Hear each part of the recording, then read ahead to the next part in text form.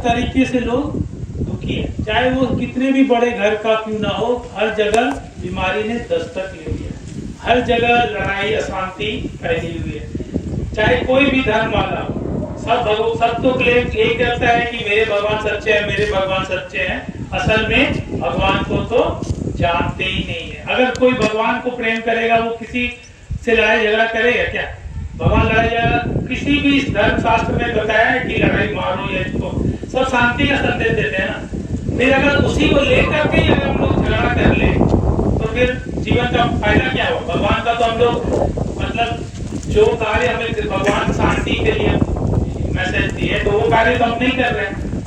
नहीं बोलेंगे कि मेरा जो है वही असली है, तो ऐसे करते तो सब क्या है आपस में लड़ाई झगड़ा करने लगे। तो आज क्या हो गया, इसलिए हर कोई दुखी है, चाहे हिंदू मुस्लिम क्रिश्चियन, हर धर्म वाले दुखी, सब अपने आप को अच्छा बोलते हैं। लेकिन क्या होता है, इसीलिए हर चाहे वो साधु हो, सन्यासी हो, चाहे पोप हो, चाहे मौलवी हो, चाहे कोई भी हो, परमात्मा का सच्चा परिचय कोई भी नहीं दे सकता। तो कौन दे सकता है? परमात्मा का जो परिचय है ना, परमात्मा स्वयं दे सकते हैं और कोई नहीं। इसलिए गीता में भी क्या आ गया है कि जब जब धर्म की अति गिलानी होती है तो मैं स्वयं इस धरा पर आकर के, भारत भूमि पर ही आकर के ज्ञान देता हूँ, लोगों का उद्धार करता हूँ। दुनिया में और कोई भी देश में नहीं, सिर्फ और सिर्फ कहाँ पे? भारत पे। क्यों भारत में ही क्यों आते हैं? इस भारत में आने की निशानी भी है। देवी देवता जो है ना वो सिर्फ भारत में ही पूजे जाते हैं, दुनिया में कहीं नहीं। भारत माता बोलते हैं, कोई भी अपना देश को बोलेगा चाइना माता, अमेरिका माता, पाकिस्तान माता, कोई बोल ही नहीं सकता।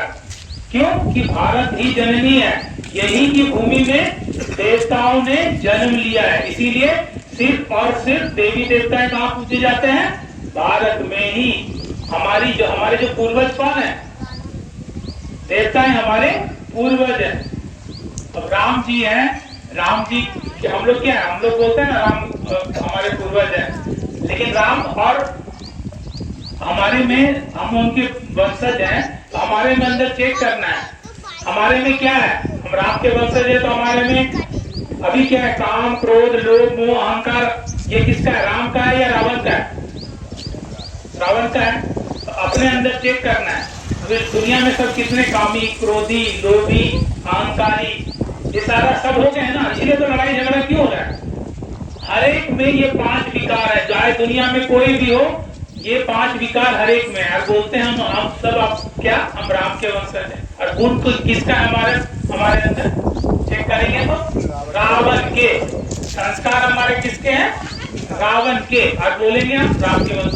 तो हम अगर सुख ढूंढेंगे तो हमें कहाँ से मिलेगा? हमने गुण धारण किया हुआ है रावण का, हमें सुख शांति कहाँ से मिलेगी? पूरी दुनिया में क्या हो रहा है? सब लड़ाई झगड़ा करके हमारा धर्म अच्छा है, हमारा धर्म अच्छा है, रावण वाला गुण धारण कर लिया, लड़ाई झगड़ा कर रहे हैं। तो परमात्मा क्या होते हैं? वो स्वयं इस धरा पर आते हैं। जब धर्म की अति गिलानी होती है, ना साधु, ना सन्यासी, ना मौलवी, ना कोई भी भगवान का परिचय नहीं दे पाता है, तो कलयुग के अंत में स्वयं परमात्मा इस धरा पर आते हैं। इसीलिए परमात्मा क्या बोलते हैं? स्वयं भू, जो स्वयं इस धरा पर आता है। उनका नाम क्या है? नाम क्या है? स्वयंभू, शंभू बोलने लगे, वो शिव जी ही नाम है उनका। क्या नाम है? शिव। शिव का अर्थ क्या होता है? शिव का अर्थ होता है कल्याणकारी, जो संपूर्ण जगत का कल्याण करता हो। चाहे वो जानवर हो, चाहे वो क्रिश्चियन हो, हिंदू हो, मुसलमान हो, चाहे किसी भी धर्म का हो, चाहे उनको माने चाहे ना माने, ठीक है? तो हम पेड़ को अगर फल भरा हुआ है उस पे पत्थर मारते हैं तब भी हमें देता है। चाहे कुछ भी करो, देने का जिसका संस्कार होता है वो देगा ना। तो भगवान क्या है? कल्याणकारी। भगवान को गाली भी दे, भगवान को कुछ भी करे, लेकिन वो हमारा भला ही करेगा, लेकिन समय पर। कब? जब लोग एकदम अति हो जाता है, कलयुग का अंत का समय आता है, तो परमपिता परमात्मा निराकार शिव स्वयं इस धरा पर आते हैं और अपना परिचय देते हैं कि मनुष्य, जो तुम सभी मनुष्यों, साधु संतों और गंगा में नहा करके सब कुछ करके देख लिए, लेकिन सुख शांति नहीं मिली, तो तुम क्योंकि तुमने मुझ परमात्मा को भूल गए। वो परमात्मा कौन है? निराकार शिव, जिसको राम जी ने भी पूजा। रामेश्वरम में राम जी ने किसकी आराधना की? शिव जी की। सोचिए, राम को बड़ो भगवान बोलते हैं, उन्होंने पूजा करके दिखाया कि हमारे आराध्य कौन है? शिव जी है। गोपेश्वरम में श्री कृष्ण जी ने किसकी आराधना की? गोपेश्वर नाथ किसको बोलते हैं? शिव जी को। गोपेश्वरम में श्री कृष्ण जी ने भी शिव जी की आराधना की। किसकी? शिव निराकार की। आजकल हम लोग क्या बोलते हैं? शंकर और शिव को एक ही समझ लेते हैं, जबकि शंकर अलग है और शिव अलग है। शंकर क्या हमेशा योग में बैठे रहते हैं। किसके योग में करते हैं?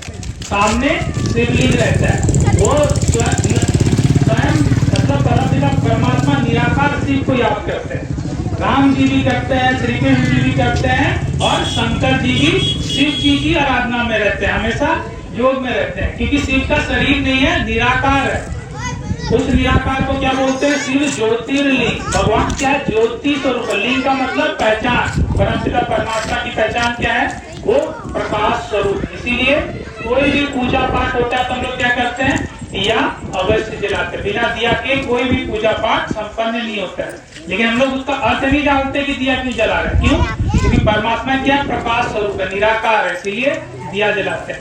उस निराकार को हर धर्मों में माना जाता है। जैसे देवी देवता है तो पूजे ही उनको।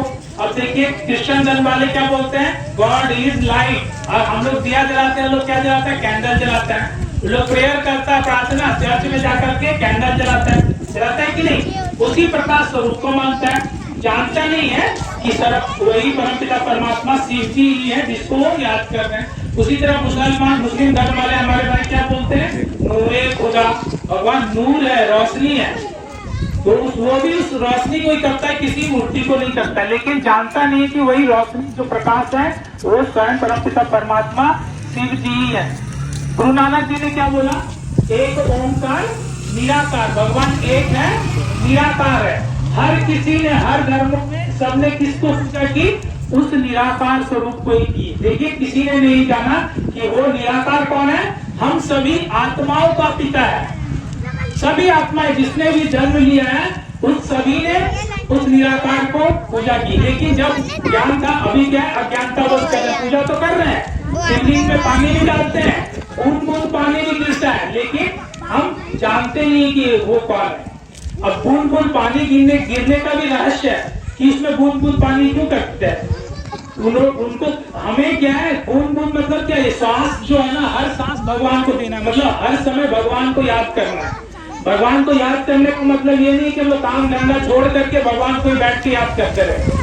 मतलब हम अपने काम को भी करते हुए, जैसे आप घर वालों को याद करते हैं, काम भी चलता रहता है कि नहीं? घर वालों को याद कर सकते हैं, तो उसी तरह हम क्या अपना काम काज करते हुए उस परमात्मा को याद में रखना है। हम लोग क्या किया? अभी मोबाइल में इधर उधर के न्यूज में लड़ाई हुआ, यहाँ झगड़ा हुआ, वो इसी वैट की चीजों में बैठ करके सब आपस में बात करते रहते हैं। लेकिन उसका जो बूंद बूंद मतलब हर सांस सांस हमें परमात्मा को याद करना है, क्योंकि हमारे वो पिता है।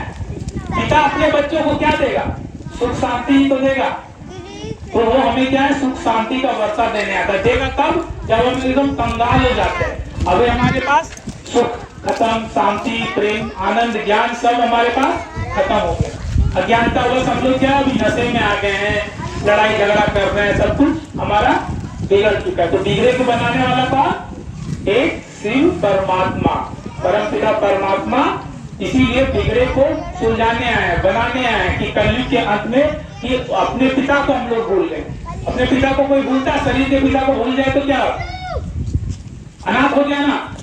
अगर पिता कोई नहीं जानता है, जिसका पिता नहीं है उसको क्या बोलते हैं? अनाथ। जिसका पिता है उसको सनात होता है ना। हमारे पिता कौन है? भोलेनाथ। नाथ मतलब पिता, वो सबके पिता है। भोलेनाथ, केदारनाथ, सोमनाथ, बद्रीनाथ, भैरवनाथ, सबके आगे उनकी क्या है? नाथ लगा हुआ है। वो नाथ है, मतलब हम सभी आत्माओं के पिता है। शरीर के पिता भले चले जाएं, लेकिन वो निराकार पिता हर जन्म में रहेगा।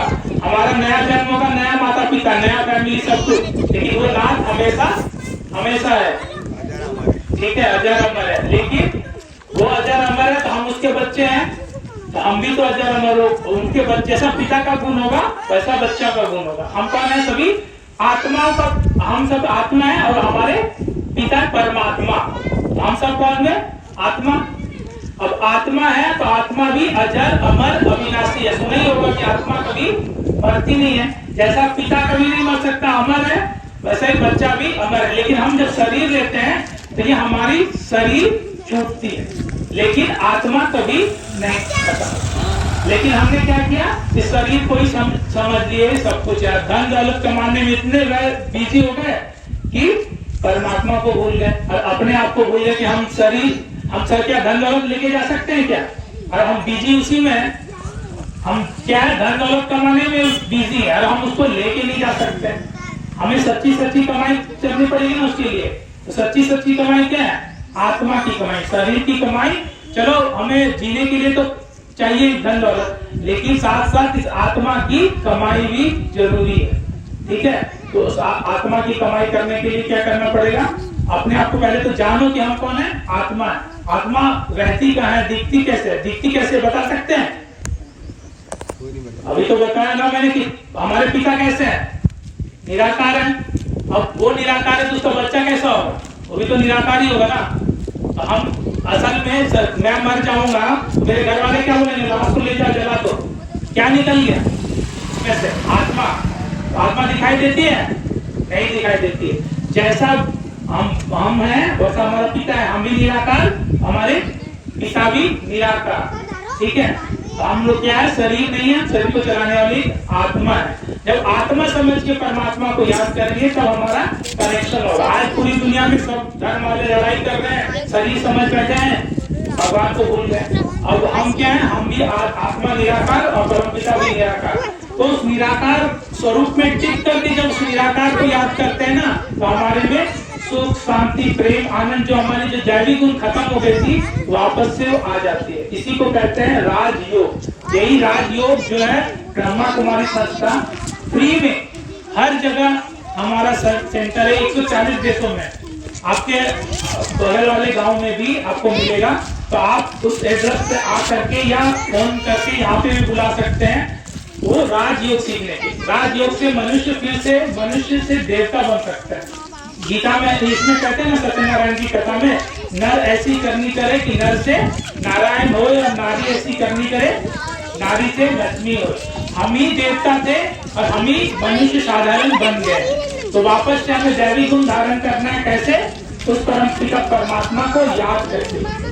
भाग्य बनाने की जो समय होता है ना, वो कलयुग के अंत में संगम युग में ही होता है। ये अभी क्या चल रहा है? संगम युग।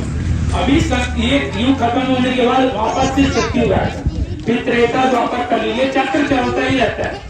रात के बाद सुबह होना ही है ना, कोई रोक नहीं सकता। इसी तरह कलयुग अंत के बाद वापस से सत्युग आना ही। तो अभी कलयुग के अंत का समय है।